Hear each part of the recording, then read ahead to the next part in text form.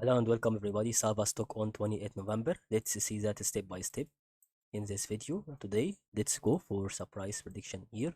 If we are going to see the price that can happen from this side to this side on 1 day update, let's see how many waves that can take from this side to this side.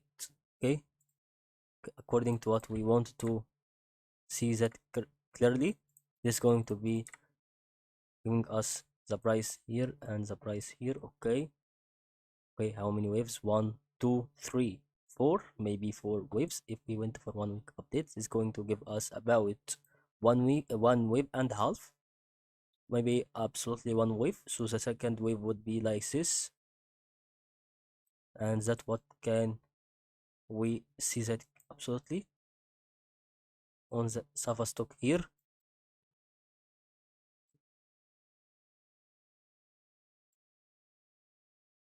Okay, that what can I think absolutely here for the SAVA stock to be explained according to what we want to know on this video, and good luck on another episode of surprise predictions that we want to explain.